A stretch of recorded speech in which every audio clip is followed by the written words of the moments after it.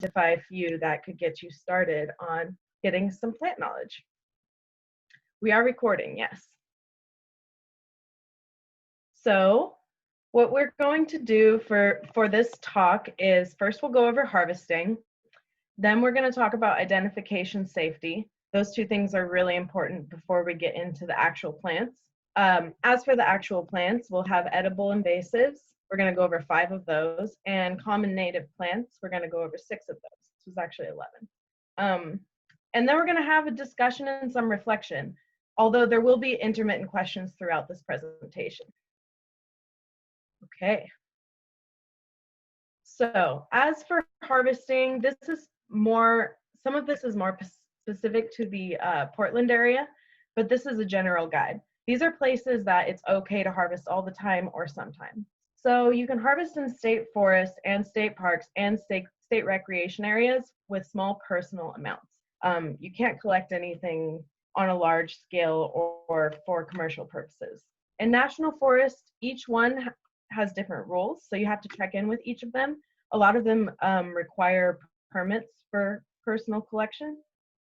As for wildlife areas and refuges, BLM land, and national parks, you should get specific permission or check for site postings regarding harvesting. And as for private property, obviously you can harvest on private property if you have permission, whether it's your own backyard or a friend's private property. So and then these are absolute no's. These are places that you cannot harvest. Portland parks do not allow harvesting, and Portland public property does not allow any harvesting. And neither does private property that you don't have permission to harvest in. So I'm going to go ahead and put a poll out really quickly. Here it is. You all can go ahead and answer. I'll give you a couple seconds to answer, and then I'll share the results. Pop up on your screen as a question. Oh, real quick, for people who are on Facebook, go ahead and comment.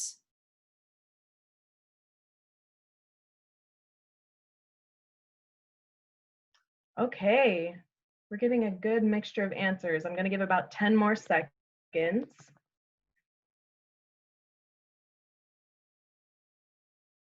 Those count. Yes, they do. Okay, so I'll share the results here, and the results are anonymous. So it looks like 62% of you who answered have harvested and eaten weeds, and 38% of you haven't. Great. Wow, and 171 people answered. That's awesome. Okay. Now we have a Q&A. How do you distinguish between native and non-native heal-all? It's important to distinguish between plants that are native and non-native because native populations need to be more protected. I can't go into the specifics of how to tell the difference now, but I'm sure that you'll be able to find a lot of websites where you can find that, just for lack of time. Okay, so closing this poll out. I think that's what you were talking about, right, Samantha, the Q&A section?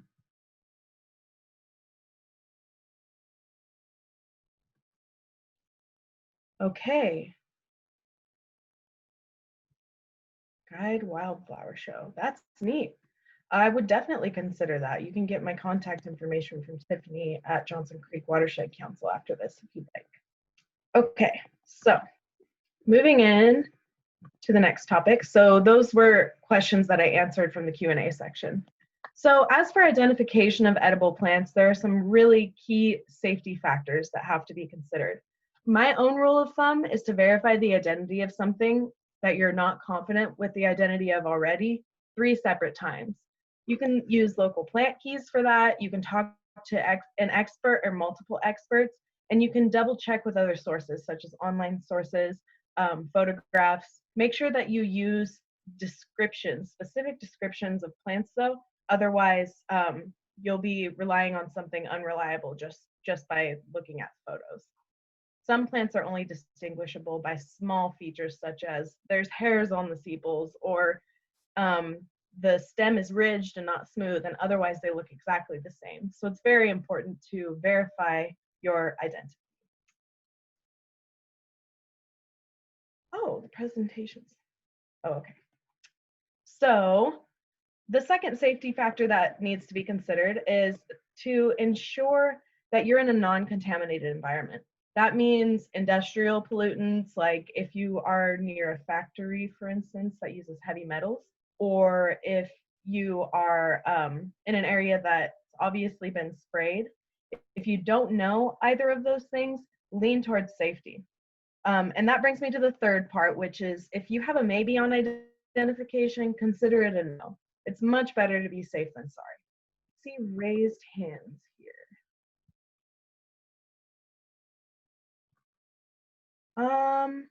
Looks like I've got a question from Lily. Go ahead. You can go first, Lily. I have allowed you to talk through your microphone if you want to.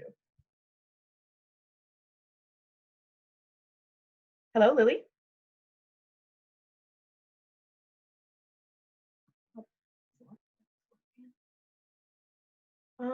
I think you'll have to type your questions into the chat for me to be able to see them.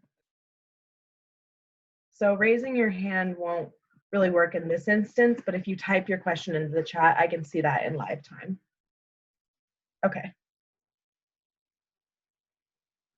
Okay, so moving on to the last key part of eating wild plants.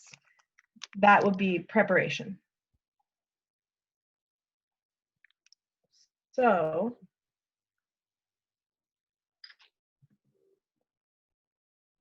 some edible plants require special preparation. Oh, I see. People are calling in because they can't hear the audio. Okay, sorry about that, everybody. I was a little bit confused there for a second.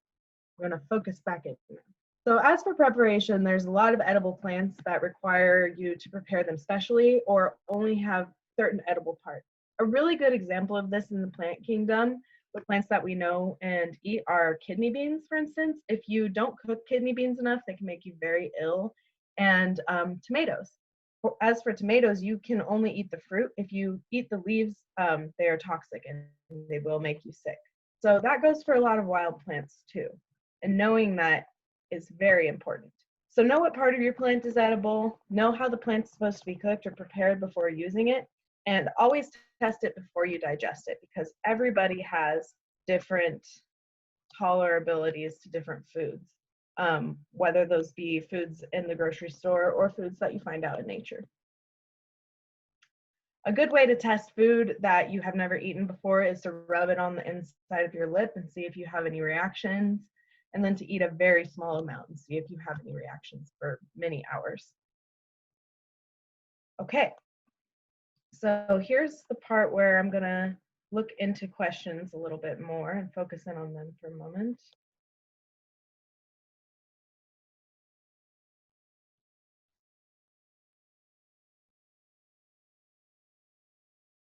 Doesn't look like there are any right now. Yeah, if anybody has any questions, go ahead. How long should you wait after the lip rubbing to go ahead with the eating test? Usually if you're going to react orally to a plant, it'll happen within like 2 to 5 hours. Usually it'll happen immediately. I don't know, I'm kind of weird, but when I was a kid, I stuck my tongue on a eucalyptus leaf because I thought it smelled so good, and it made my tongue sting immediately. Stinging nettles.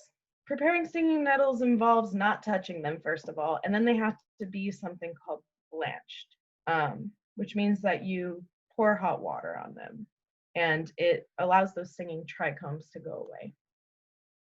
You can eat the entire stinging nettle plant, but it's better to eat it when it's young, not pull it out by its roots, and only harvest it if there's a lot of it.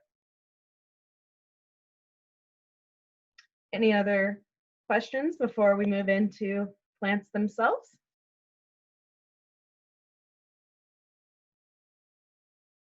It looks good. And also for the participant, Bruce, who just asked about the guide wildflower show, would you consider helping out with plant ID? I will help you out with connecting you with ACE's information later. We'll get back to that one later. Thanks, and I'll let you keep on going. Awesome. Thanks, Tiffany. Okay, so how can you tell the difference between stinging nettles and catnip? I'd say the biggest way to tell the difference is that stinging nettles hurt when you touch them, but testing that is not very fun. They have an entirely different growth pattern, and catnip tends to be hairy on top of the leaves, kind of fuzzy, and stinging nettle is more stingy on top of the leaves. It's hard for me to answer questions about distinguishing identifications without any visuals to share, unfortunately. That's one way. Put it in front of a cat and see what happens. I've personally seen that cats don't go near stinging nettles, so. Okay, so let's move into our plants now. So the Portland area edible weeds that we're going to be discussing today are dandelions. Those are greens, heads, and roots. Field mustard, lemon balm, plantain, and cleaver.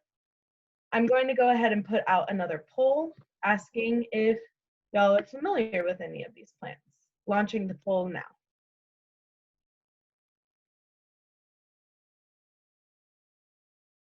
Also, a reminder for folks on Facebook, you can go ahead and comment. There's no poll that will pop up on your screen if you're watching from Facebook. Thanks.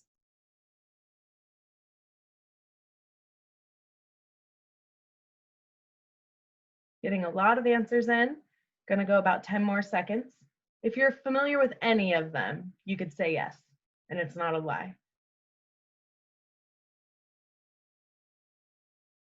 Yeah, garlic mustard is pretty awful.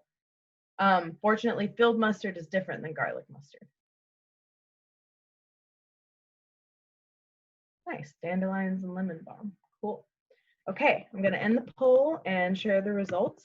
Looks like 79% of you said yes, you are familiar with some of these, and 21% of you said no. Great. I've heard it's tasty. I've honestly never eaten it before because I've spent so much time controlling it that I have a bad association. So, but yeah, I've heard it's really got a nice spice to it. I'd love to try it.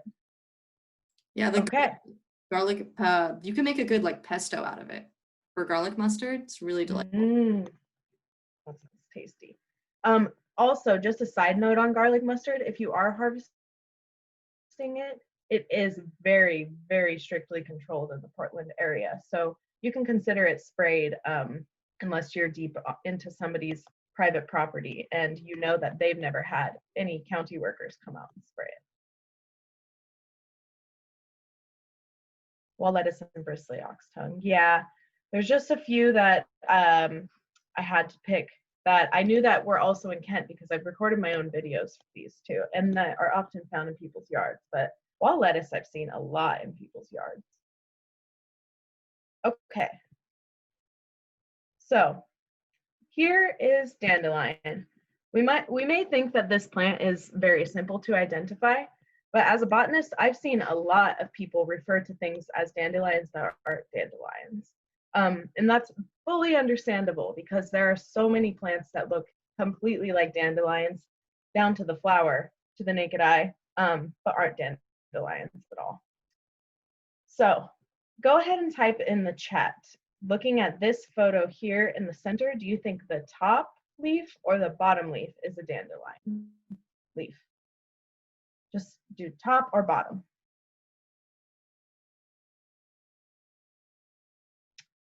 We're getting overwhelmingly top. Couple bottom. Both bottom. Oh, both is a good answer. Bottom, bottom, top.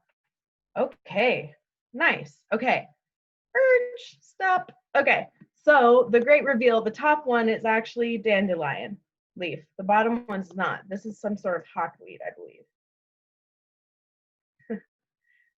Just for anybody who's come in recently, I can't answer raised hands, but if you do have a question, you're welcome to type it in chat because I can see it as I go with my screen share. So all of these are pictures of dandelions, except for the photo on the right. This has multiple plants in it that look like dandelions when they're first growing. And the actual dandelion is right here. It's got the red stem on it. Everything else in this photo is not a dandelion.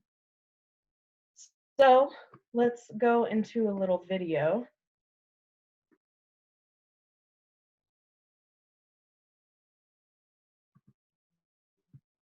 There is a dandelion growing in the cracks of a sidewalk and a curb.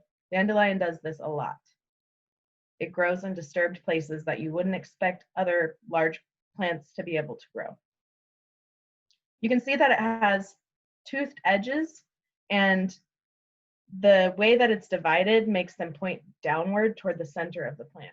This here is a hawkweed. It looks similar, but these are not dandelions, as you see from my shaking finger. Okay, let me pull up the chat really quick. Oops. Yes. The video doesn't have audio. I'm doing voiceovers on the audio, or on the videos. See.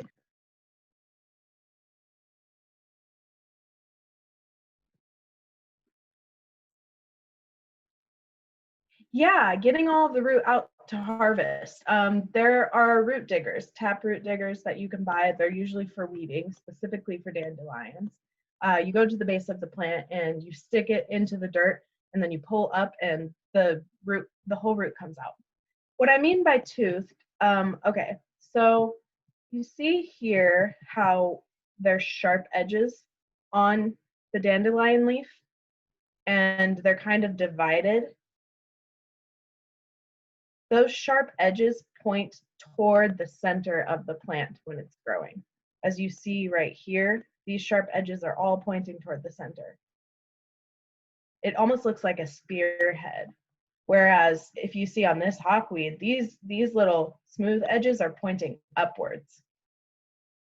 Dandelion can look really different depending on where it's growing to. But one way that I like to remember it is that its center vein and all of its leaves is usually a mixture between red and white and purple.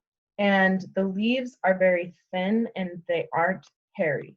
They're kind of ribbony.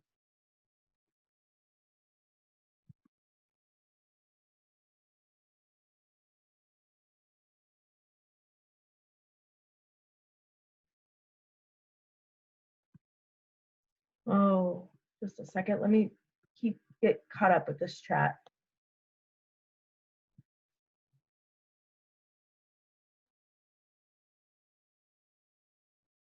The top leaf is dandelion. The bottom leaf is not dandelion.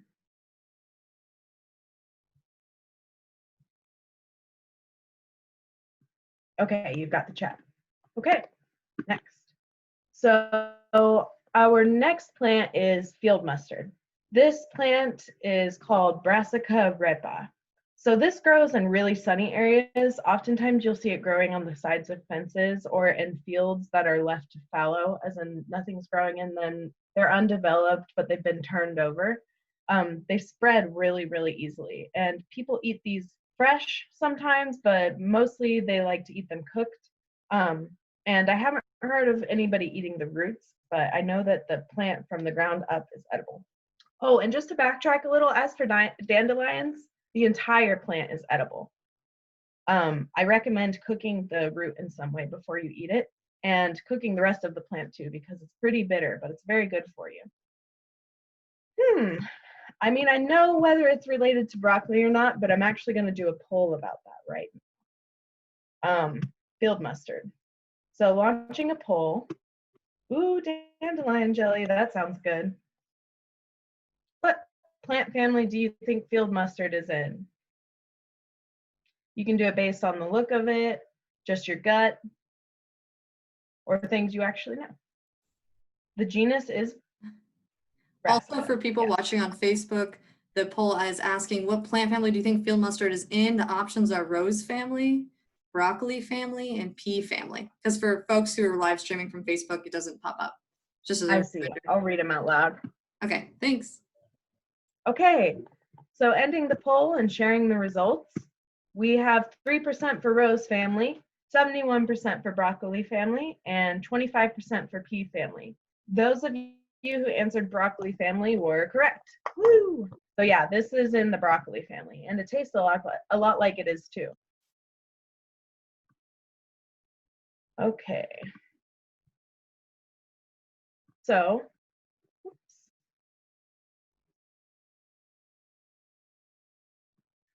so we have lemon balm and lemon mint as our next common edible invasive in the area. This is something that you can identify by smell the easiest. First, if you know what a mint looks like, then you'll recognize this as a mint when you see it.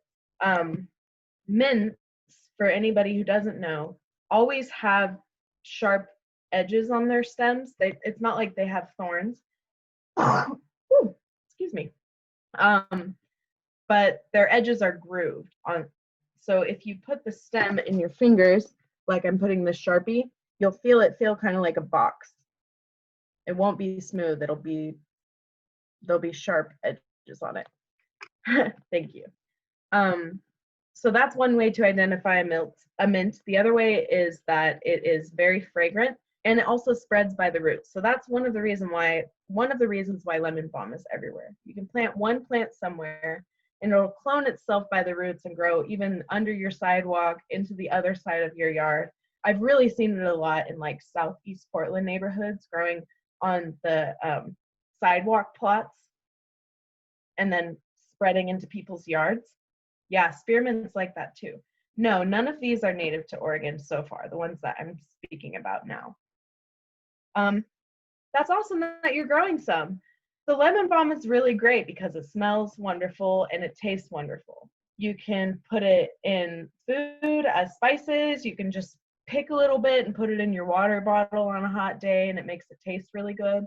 And it's actually not minty. It smells and tastes really citrusy. You can make salves out of it. My grandfather, when I was a kid, had a patch of it and he made fresh lemon balm tea every morning. Nettle also has square stems.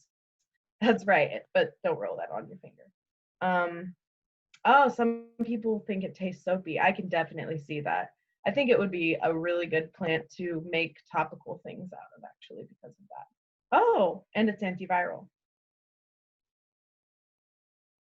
Yep, contain your mint if you're going to plant it, unless you want, say, a pollinator yard with mint all over it rather than grass. Yeah, so this is the first section for those of us who might have came in earlier and missed it. This is the first section about edible invasives. An invasive inherently means that they are not native to the Pacific Northwest. So all of the plants I've talked about thus far are non-native. They are invasive plants. Ooh, I've never had it in syrup. Y'all are giving me some great ideas. Okay, so here's another one called plantain.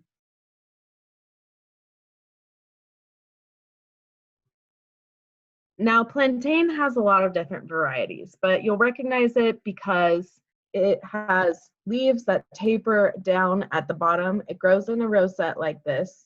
Its flowers end up coming up with these little stems and then sort of cone-looking seed heads on the top.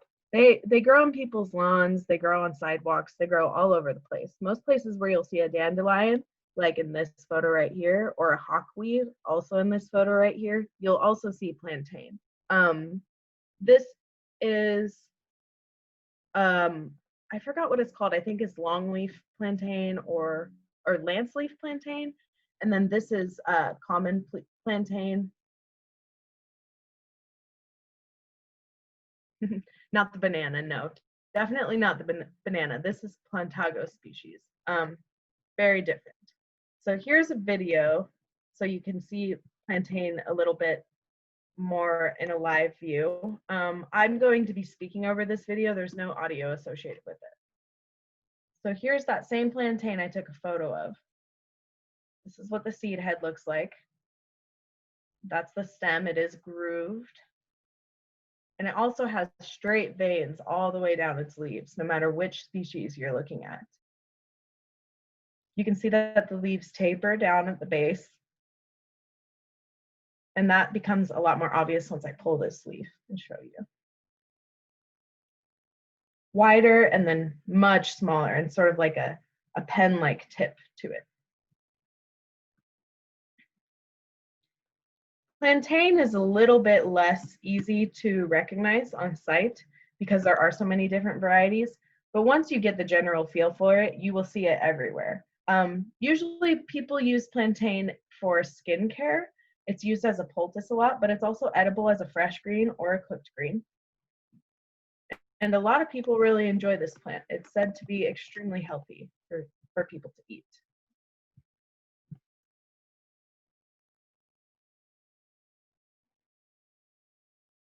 Plantain, to me, tastes slightly bitter, but if you cook it, it tastes very good.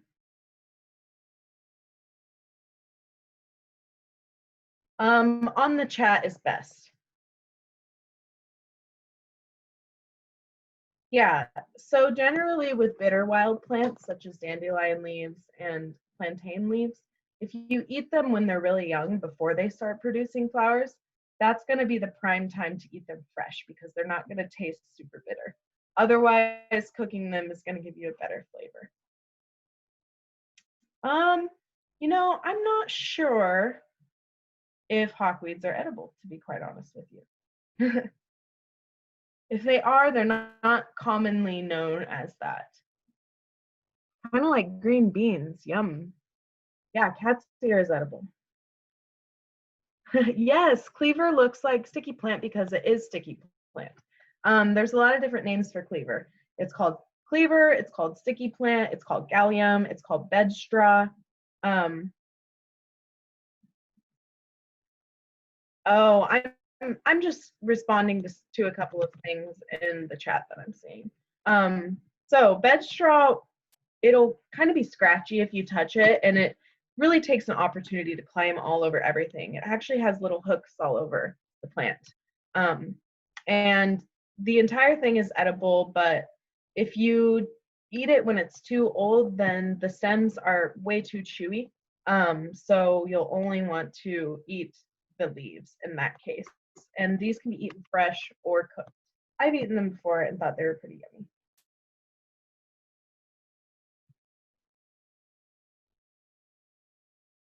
So here's a video for cleaver, and you'll see why it's called sticky weed in this video. So you see this climbing all over this log. This one is in flower. It's an older one.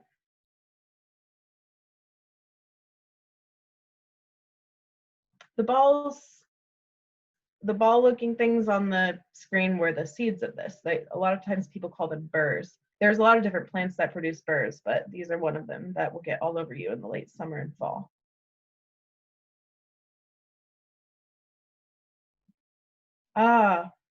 Cleaver doesn't have very many exact identifiables, but if you stick it on your clothes, you'll generally know that it's cleaver if it has the same growth pattern. But again, I would double check sources. It is. It's totally like Velcro. You can throw it at people. It's really fun because it just sticks on them and they don't even know. I've never done it, ever. Okay. Okay, so time to answer a couple questions, catch up on a couple questions. Yeah, it is sticky throughout its lifestyle. As it gets older, it seems a little more sticky to me, though. All right. Yes, they do have hooks like other burrs. I was just going to pop in with some questions from the Q&A too. Some folks had asked. Looks like we have a question from Samantha. Aren't all segmented berries in the Pacific Northwest edible? That's a really good question. If you mean by segmented berries, like things like blackberries and stuff, I'm going to say 95% confident that that's a yes. I don't think I know of any segmented berries that are not edible in the Pacific Northwest. Great. And the next question, this question might be a little bit too much to cover in this period of time. Sarah asked, can you discuss optimal harvest conditions and prep ideas? That's a really good topic, but I don't know what degree you want to. Optimal harvest conditions and what? And prep ideas. I think that Sarah might be referring to planting and things like that. It depends on which plants, to be honest. Of the last ones that we talked about. Most of these plants, harvesting them when they're younger before they seed is going to give you a better flavor. Okay, great. And And I then purposely chose plants that didn't require much complicated harvesting or preparation. okay, that's great. One quick question from someone from Facebook. This was from a little while ago. This is from Michelle. Are the not dandies also edible? Like the things that are not the dandy, you know what I mean? Right. The not dandy. High ratio That was kind of funny. and stuff. Right. Not very many of them are. Like prickly lettuce looks kind of like dandelions, and when it's young, you can eat it. But there really aren't too many dandelion lookalikes that are edible, which is why it's important to have your dandelions down before you eat them. That's great. Maybe one more question here. We've got a lot of great questions on here. The next one I was going to ask is it the mint or the lemon balm one with the sharp stem edges? Someone asked that a little while. That was Jasmine. To clarify, lemon balm is a mint. So all mints and lemon balm have those ridged edges.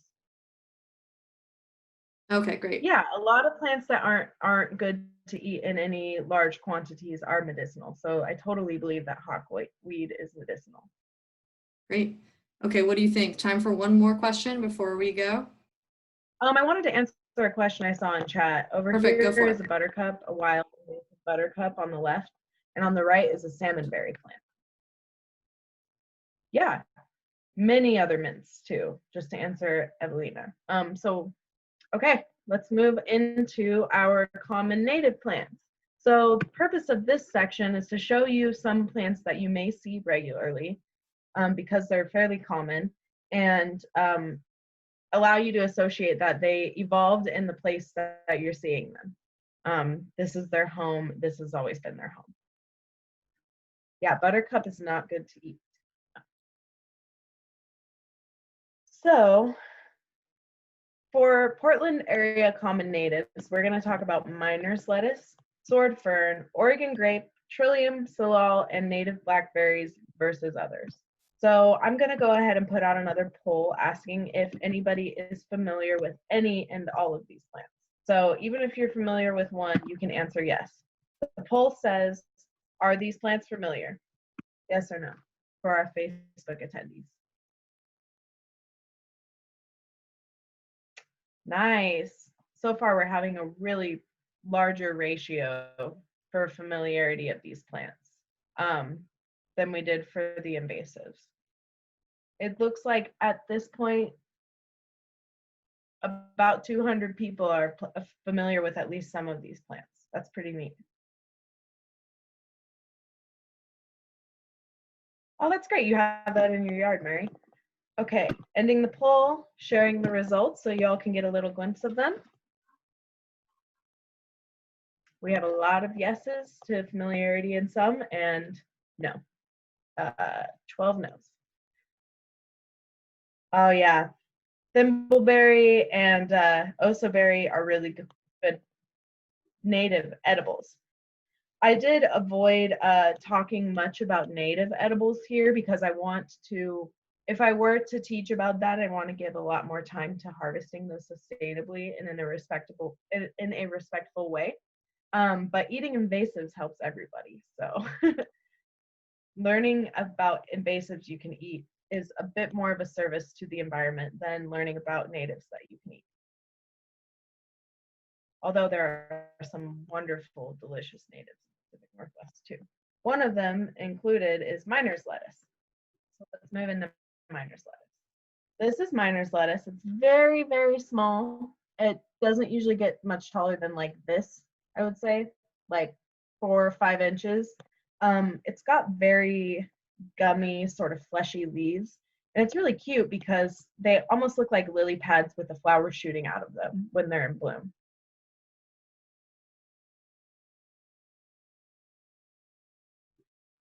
So these are actually very, very tasty and very easy to eat. They are not very bitter at all. They kind of taste like butter lettuce.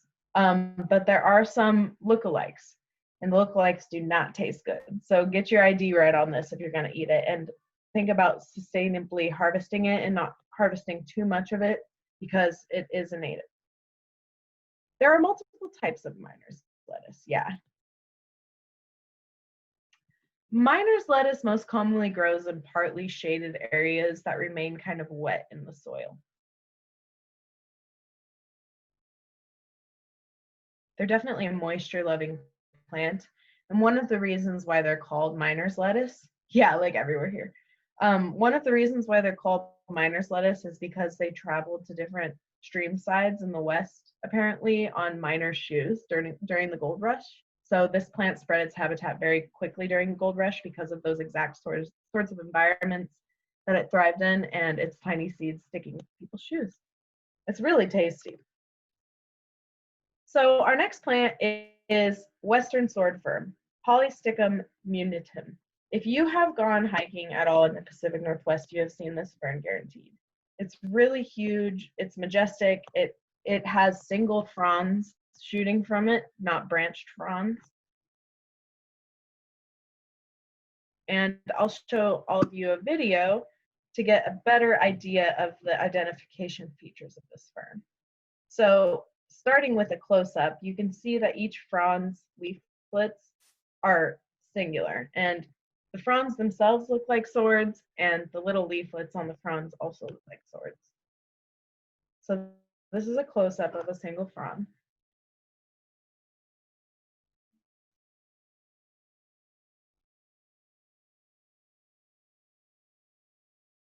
And these are just so big.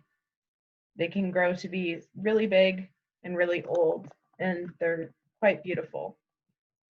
Once again, I want to iterate that at this point, these are not exclusively edible plants. We are not talking about edible plants anymore. These are native plants. I've seen dandelions have white veins before that didn't have red or purple in them. Yeah. No, spittleheads from sword ferns are not edible. That's right. I'm answering a couple of the questions I'm seeing pop up in chat for anybody who's confused.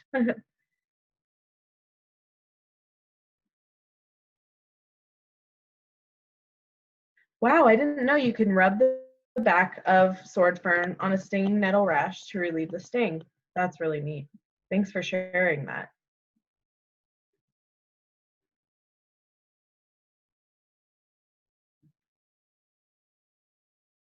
Yeah, okay.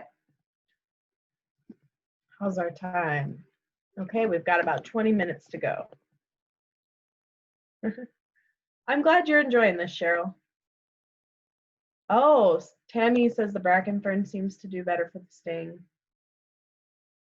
The tall stemmed one with the spaced leaves, I can only guess you're talking about bracken ferns. They just grow by themselves and they get really, really tall and have a lot of branches on them.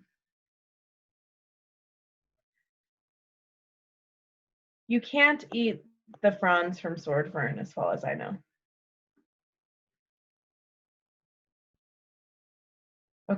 Okay, so moving on to Oregon grape. We have a lot of different species of Oregon grape in the Pacific Northwest. Some of them creep along the ground, some of them get very tall, and some of them are somewhere in between. They also have a little bit of different colors on them, but generally you can identify an Oregon grape because of the way that the leaves grow. They come out in these single stems and they sort of look like ferns in how they are symmetrical to each other. They don't have alternating leaves. So looking at a video to identify Oregon grape a little bit better.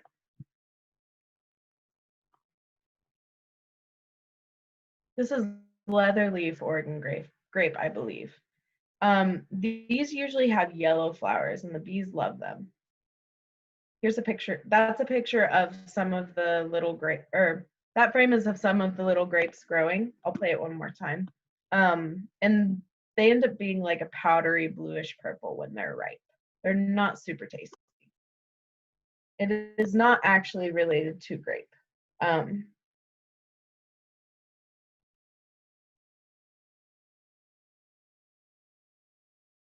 Yeah, do not harvest these. I don't recommend it because they need to be protected, even though they are technically edible. I'm glad that they aren't super palatable for that reason. So, trilliums. There are many local varieties of trillium, and they come in lots of different colors. Most of the ones that you see are going to be white. So I've seen a couple that were red this year. And when white trilliums get older, they start to turn pink like this, pinkish purple, as they're dying. I've seen people picking trilliums because they're beautiful, but I want to warn against it because it takes them years to come back after that. They're actually perennial plants that have a developed root system. So while they are beautiful, they're meant to be enjoyed on the forest floor, not in anybody's hands. So these are trilliums. They're gorgeous. One way you can identify them is almost always, I've seen once a 4-leaved trillium, just once. But they have 3 leaves, they have 3 petals, and they have 3 sepals, as you can see here. The sepals are the leaves that are up against the back of a flower. That's what a sepal is. So once again, 3 petals, 3 sepals, and 3 leaves. They're such beautiful plants. They kind of wave around in the forest wind, and you'll usually see them in Pacific Northwest forests that have somewhat of a thick canopy. They like very, very partial sun.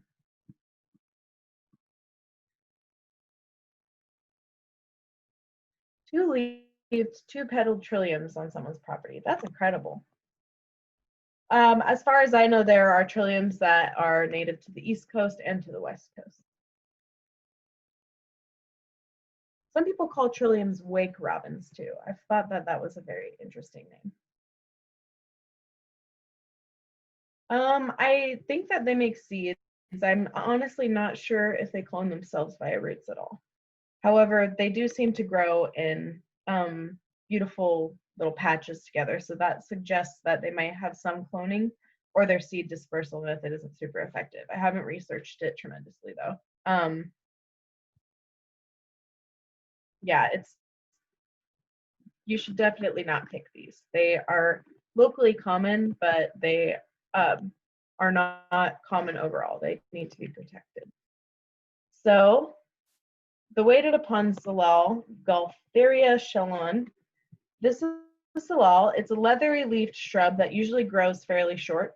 I don't usually see it grow taller than about 3 or 4 feet. But this one here that I took a photo of that's also in the video is like 8 feet tall. It's an old growth salal of some sort. It seems to be growing on top of itself. I was really amazed by it. So I'll share a video of that. Salal flowers are really pretty. They look like blueberry flowers, and their berries also look kind of like blueberries. So here's the tall salal plant. You can see the new growth is a little bit lighter than the old growth. That happens on a lot of things that are plants that are woody. The flowers look like little bells. You can see there's actually sword ferns growing inside of this salal plant. And I can't even reach the top of that salal stand. So that was pretty amazing to see. Yeah, they are all over the Oregon and Washington coast, just everywhere. And they are weighed down and drooping in berries by August usually. They're really lovely plants. So native blackberries. This is complicated. Native blackberries are very complicated because there are a lot of different species of native blackberries, of which I'm not going to differentiate today. What I am going to do is I'm going to show you what a non-native Himalayan or Armenian blackberry looks like, and then I'm going to show you what a couple of native blackberries look like. There's a rubus species, or not rubus species, excuse me. The genus Rubus has lots of species in it, and not all of them are necessarily considered blackberries. So I wanted to challenge all of you. We'll call this one 1, this one 2, and this one 3. I'm writing numbers on the photos. One of these plants is not like the other. Is 1, 2, or 3 not considered a blackberry? Go ahead and try it out in the chat. Is 1, 2, or 3 not a blackberry?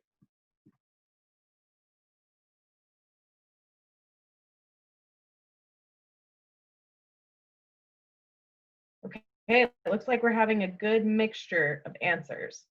A lot saying 1 and a lot saying 3, I'm noticing. Okay, everybody stop. Thank you for participating in that. So if you guess number 1, you are correct.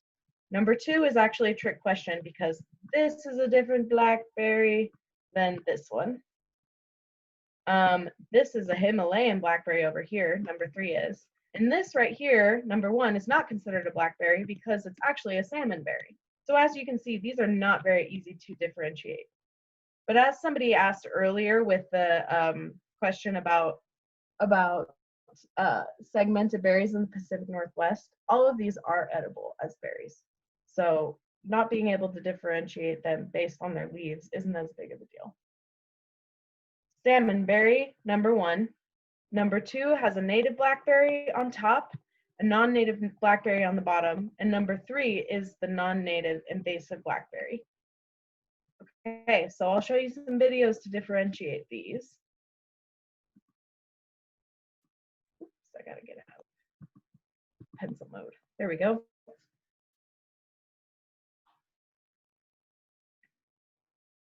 So this one is for a native blackberry.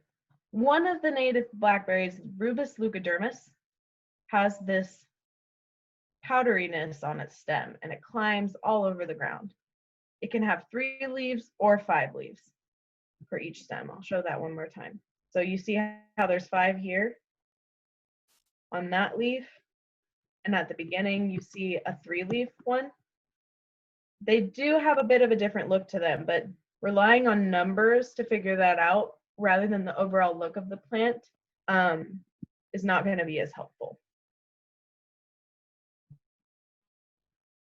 Yes, little tiny silver thorns. So for video number 2, we have another native blackberry. I think this is the trailing, or the black-cap raspberry is what it's called. This has more like 3 leaves on it usually, but sometimes it can look like it has 5. Generally, you'll see sections of 3 leaves though, for this one. And it also trails. It doesn't climb and cane out as much as non-native blackberries do. So I'll show you the big difference with these non-native blackberries on this final video. This is the Himalayan blackberry. This one is not native. First off, you can see 5 leaves. 5. And one of the biggest ways you can tell is it has this robust, huge stem with gnarly thorns on it. That's how you can tell a Himalayan blackberry is overall, it's robust, it's huge, it's growing over everything else. It almost always has 5 leaves or appears to have 5 leaves per stem, or per leaf stem. And it is just robust in its thorns too. It's just a monster of a plant, if you will. You'll find a lot of the native blackberries, focusing back on the natives, you'll find them in the woods. You'll find them in undisturbed forests that are more established. Sometimes if you have, like, let's say, Western red cedar growing in your yard or something, you'll find it growing alongside your trees if they've been there for a while. But yeah, native blackberry usually grows where there's a lot of shade, whereas Himalayan blackberry needs a lot of sun to grow. So that's also a huge difference. And the fruits all have different flavors to them too. So if you learn how to identify these and you find them, I promise there will be a reward involved. Just don't pick too much. Save them for the plate because they need to spread. Okay, so opening up to a few questions to be answered. Tiffany, do you have some from Facebook or from the chat that you've collected? Sure. Yeah, there's a few that people have asked a little bit earlier on in the Q&A, because we want to keep attention to that too. One of the questions that was a little bit earlier, let's see, someone asked from Facebook, Tracy or Trace, does gallium have any toxic lookalikes? Gallium is in Salal, right? Yeah.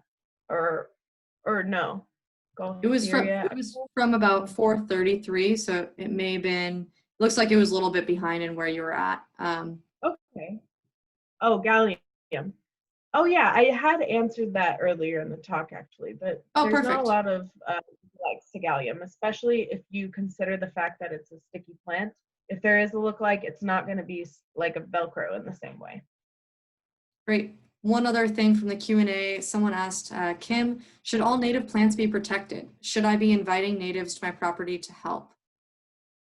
Like having different types of native plants that you bring into your property for folks who maybe have a garden. I personally believe, yeah, everybody's approach to ecosystem management is different. I, as a botanist, personally believe that all native plants should be protected, but there has to be an extent to that as to what sort of balance there is. Like, for instance, if spraying a lot of pesticides somewhere so that one plant can live kills all the other native plants around it, then that's not very useful, right? So I'd say with discretion, yes, all native plants should be protected. Great. And any plants benefit the ecosystem should be protected, in my opinion. Yeah, I agree. I don't want to spend too long because I know we have a little bit more to go through. Last question. Someone just asked, are berries of Oregon grape and salal edible? You kind of talked about this in small numbers. I know we're not really going into native plants and, you know, the edible factors of those, but that was one question. Yeah, as for, yeah. Can you repeat the question, please? Yeah, so it could be, the question was, these berries, let me look, I'm pulling this up. Are berries an Oregon grape and salal edible in small numbers? I know that it's like, do you want to juice them? Do you want to cook them? That's a question. Right. Yeah. Yes, Oregon grape berries and salal berries are edible. You can eat them. You can, I wouldn't eat a lot of them because I doubt your gut's used to them. But yeah, you can eat them. However, don't eat too many of them because they still need to spread their genetics too, and they are native plants. Right. Okay. Make sure you're with a very healthy population if you're collecting, and never collect more than 30% of what's there. That's great. Okay, we've got a lot more questions, but I think for now, just looking at time, I should probably have you keep going unless, I don't know where you're at with your presentation, but this has been so great, Ace. Oh, yeah. I've been learning a lot too. No, we're happy. Awesome. Yeah, I'm really appreciating all of the appreciation I'm seeing here too. It's really fun to be able to spread plant knowledge to people who are interested in. So this is the end of the talk for the most part. There's one more piece on reflecting about classifications of native plants versus invasive plants versus non-native plants. Getting rid of burrs, pick them off. That's the only way I've ever gotten rid of them. So I just wanted to talk a little bit about this because we've been classifying plants as we go here. We're calling some native, we're calling some invasive, we're calling some non-native. All of these classifications are human-centric, so they're all just based on how humans relate to these plants. For instance, they're native if they've been here since we can remember, or we have genetic evidence that they evolved in this place. They're invasive if there's too many of them, we can't control them, and they threaten a resource that we want. And they're just non-native if they didn't evolve here, but they're here. That's usually how those things are classified. I'm glad you all enjoyed that presentation. Yeah. So as for the Johnson Creek watershed, because Johnson Creek Water Council is hosting this event, there are both native plants and non-native plants that are established. And then there are invasive plants in the watershed that regularly have to be removed and cared for in order for the watershed to function properly. And I'll go ahead and let Tiffany talk about that a little bit. Yeah, thank you, Ace, so much. There's so many more great questions that we weren't able to get to right now, but we've learned a lot about native and non-native plants. Just one other element about the Johnson Creek Watershed Council is what we do is we do our best to modify and kind of remove some of the main invasives. You can't do everything and you can't remove them all, right? So the main ones we're monitoring for are garlic mustard, clematis, ivy, just basic English ivy, and blackberry. I would say those are the most basic ones we're removing. And a lot of the work that we do is going in, removing those invasive plants in order to restore habitat for native plants. We also remove fish passage barriers, so culverts, things like that, in order to create a more holistic landscape and throughout the watershed, so all of the different waterways are connected. So this work is happening all the time. Sometimes we're planting trees, doing different elements, and ACE did an incredible job, going over all these different native plants and also non-native edibles. So I think what you realize is the more you walk around and explore, the more that you can learn so much just right wherever you are, for folks who are in Washington, folks in Oregon. So yeah, that's what I wanted to share here. And before we kind of wrap up, we're on our last little bit. I also wanted to take a quick second and let folks know that we're actually having these community engagement series. They're happening every few weeks, about once a month we're gonna have one. We have one coming up later in June, all about bees and pollination. So I actually right now, I'm gonna have one last question for you on the poll about what you might wanna hear about next. So Ace, if you wanna go ahead and launch that last poll, that's kind of what we're kind of thinking about next. What are you interested in? So we wanna hear from you. If you're on Facebook, please go ahead and comment with something that you'd like to hear or learn about in the next community engagement series.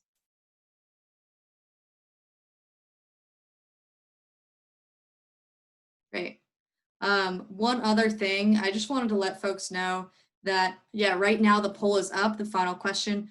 What would you like the next community engagement series live event to be about? So it's multiple choice. You can also write another element in here. You can also email us at info@jcwc.org if you have another topic that's not listed.